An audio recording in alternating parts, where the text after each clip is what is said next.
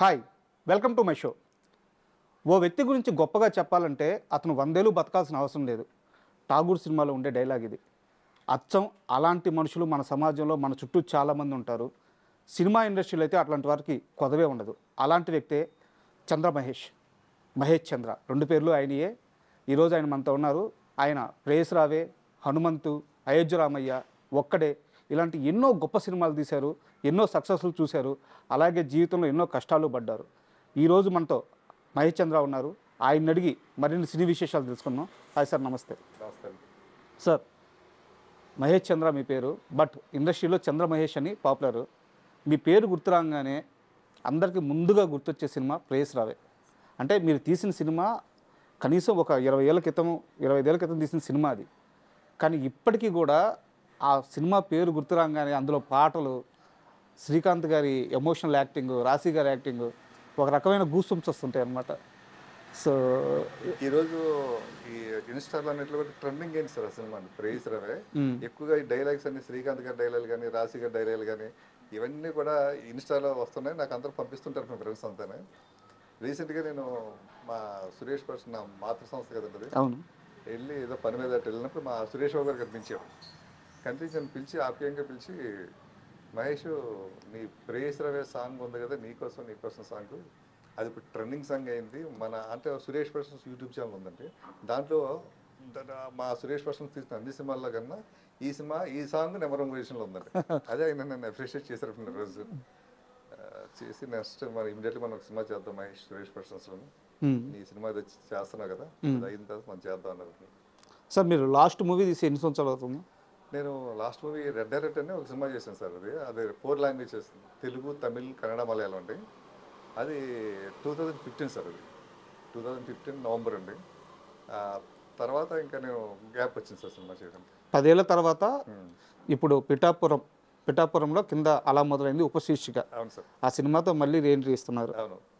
So ఎందుకు sir 10 ఏళ్ల gap తర్వాత ఇలాంటి ఓ సినిమాతో ఎందుకు రావాలనిపించింది?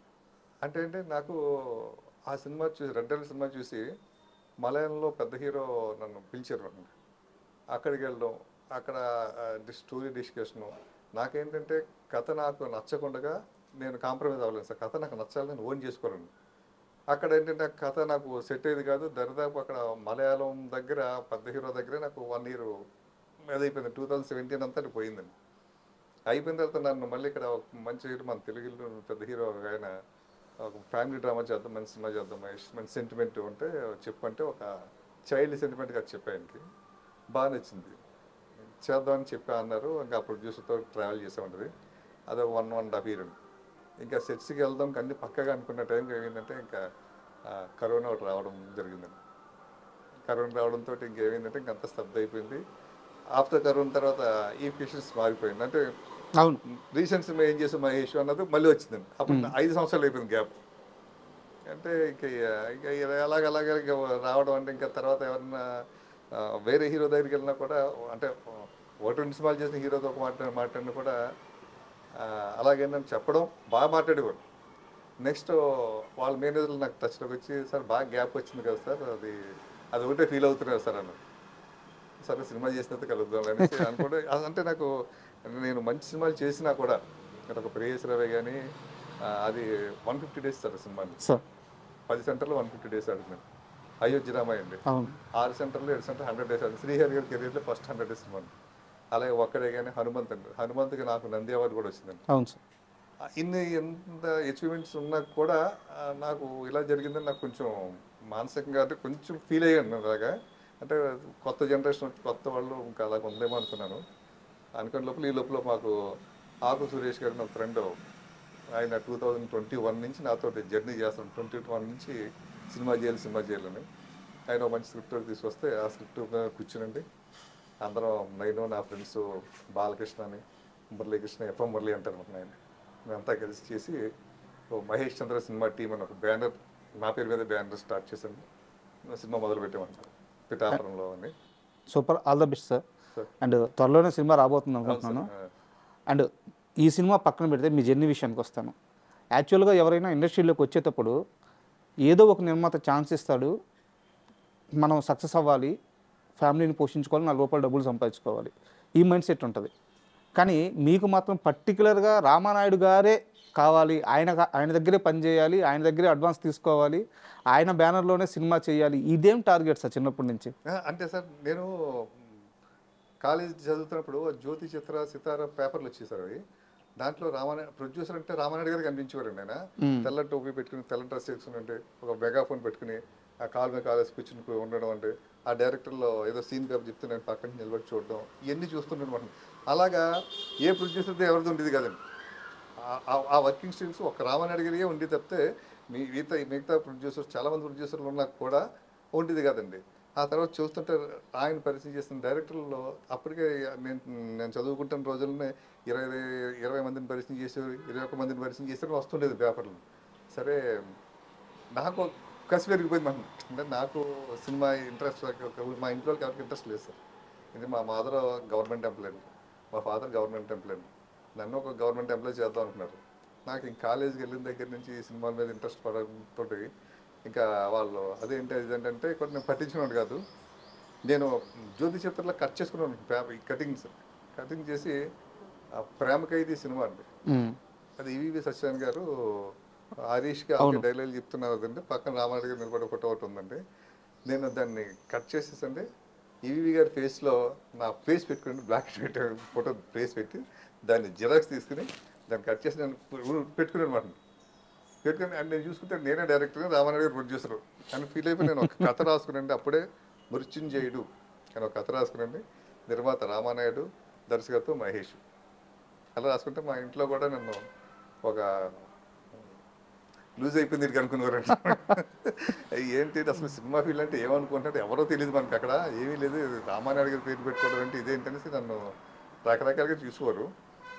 అనుకోకుండా నాకు చిన్నతనంలో నాకు మ్యారేజ్ కూడా అయిపోయిందండి. మ్యారేజ్ అయిపోవడంతో అయినా కూడా నా మైండ్ సెట్ మారలేదు సార్. సినిమా ఫీల్డ్కి వెళ్ళాలని పిల్లలు కూడా పుట్టేశారండి. ఇంకా నేను బరువు అయిపోయాను ఇంట్లో.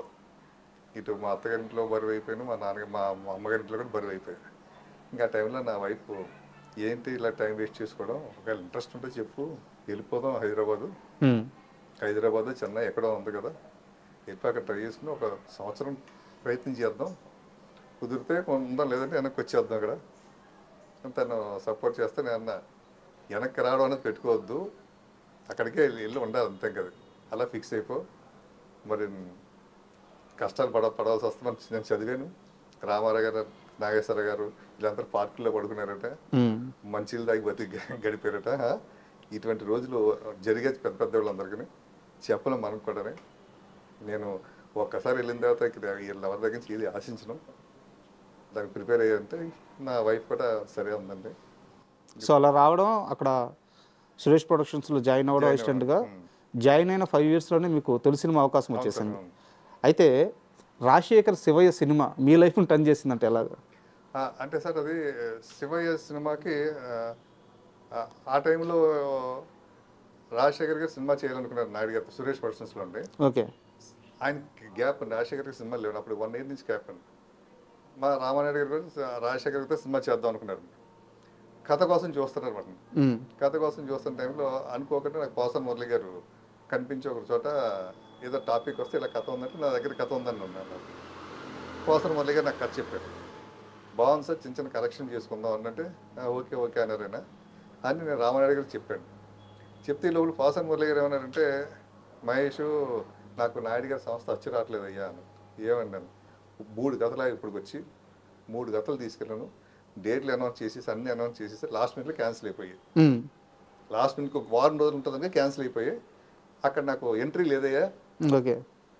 లేదంటే ఈ సినిమా నేను నాయుడు గారికి నేను బాగా ఇష్టం అండి, సురేష్ బాబుకి బాగా ఇష్టం, అక్కడ స్టోరీ డిపార్ట్మెంట్లో కూడా నేను ఉంటాను. నేను ఎవరైనా మంచి కథలు చెప్తే నేను వాళ్ళు రికమెండ్ చేస్తుంటాను.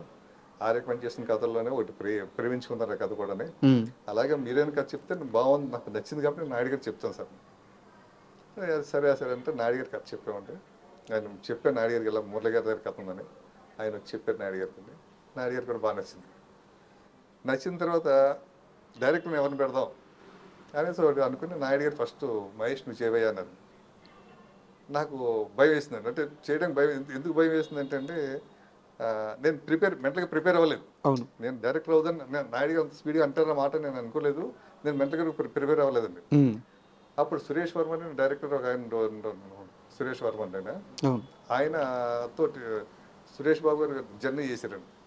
వెంకటేష్ బాబు తోటి సినిమా అనుకుని ఆయన ఒక దాదాపు ఒక 7-8 నెలలు కూర్చున్నారు కథ. సురేష్ వర్మ అంటే భాష కాదండి, ఆయన సురేష్ కృష్ణ గారండి. ఓకే ఓకే సురేష్ వర్మని మనసంతా మనసు ఇచ్చి చూడు సినిమా చేశారు కదా, okay okay Shivayya cinema director ఆయన. ఓకే.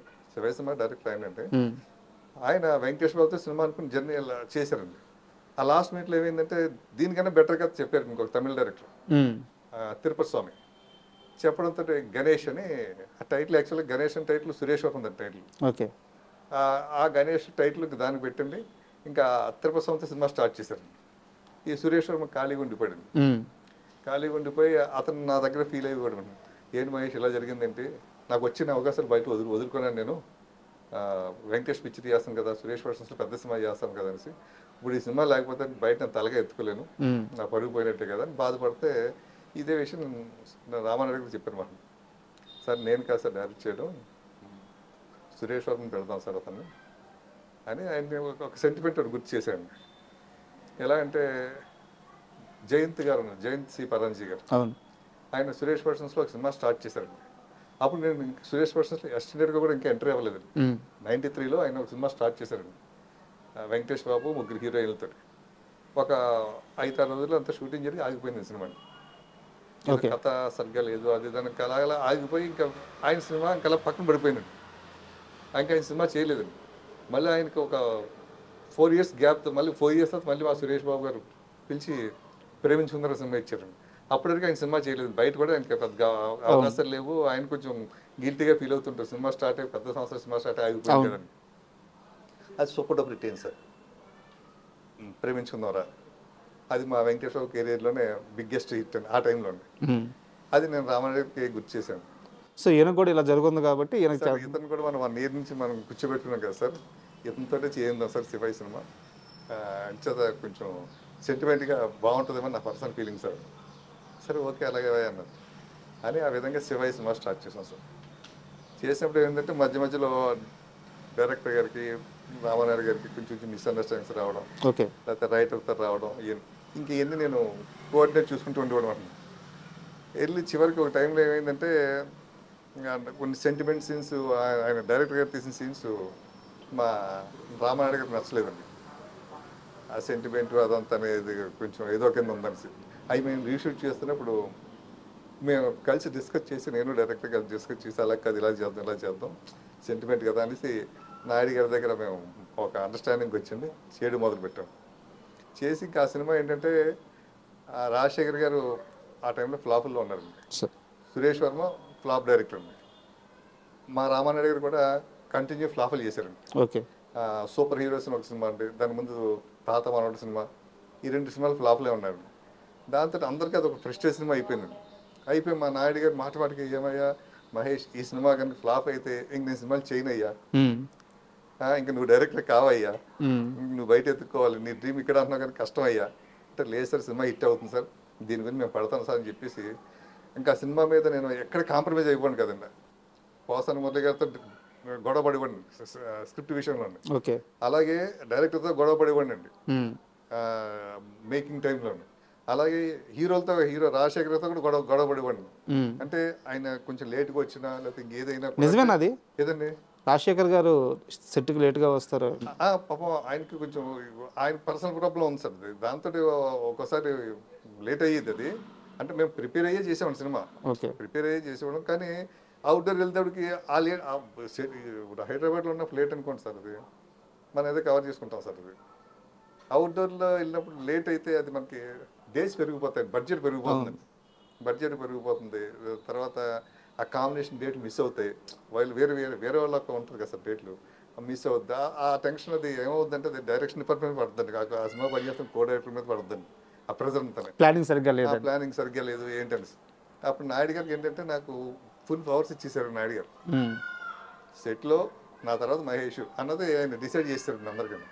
దాంతో ఇంకా నాకు బరువు ఎక్కువైపోయిందండి. నేను సమాధానం నాయుడు గారు చెప్పుకోవాలండి, ఆయన నన్ను తప్ప ఇంకెవరిని అడగడండి. ఆ విధంగా దాని మీద డే అండ్ నైట్ బాగా కష్టపడ్డాం సార్. అది సినిమా మంచి ఫలితం వచ్చింది సార్. అది రాగానే సినిమా 100 డేస్ ఫంక్షన్లో శివ 100 ఫంక్షన్ రామన్ గారు అనౌన్స్ చేశారు మహేష్తో సినిమా చేస్తున్నానని. చెప్పగానే అంటే దాసరాన్ దగ్గర ఆ సినిమాకి చీఫ్ గెస్ట్ కింద వచ్చారు మన శివకి. వచ్చి ఆయన ఒక సినిమా కూడా అనౌన్స్ చేశారు. ఒక కోఆర్డినేటర్ గురించి ఒక ప్రొడ్యూసర్ కానీ లేకపోతే సినిమా ఆ రోజు పనిచేసిన ఆ సినిమా పనిచేసిన టెక్నీషియన్స్ కానీ ఆర్టిస్టులు కానీ రాజశేఖర్ గారు కానివ్వండి ఇలా చరపతిరావు గారు కానివ్వండి వీళ్ళందరూ కూడా నా గురించి మాట్లాడారండి. అది అదేదో 100 డేస్ ఫంక్షన్ శివాయి ఫంక్షన్ అనిపించలేదండి. ఏదో మహేష్ గురించి మాట్లాడుతున్న టైప్లో మాట్లాడారు అందరినీ. అది నాకు అది దాసనారాయణ గారు చాలా హైలైట్ చేశారు. ఒక 100 డేస్ ఫంక్షన్లో ఒక కోఆర్డినేటర్ గురించి ఇంత గొప్ప మాట్లాడడం చాలా హ్యాట్స్ ఆఫ్. అది నేను అంటే మహేష్తో సినిమా చేస్తాను నేను కూడా అని సందర్భంలో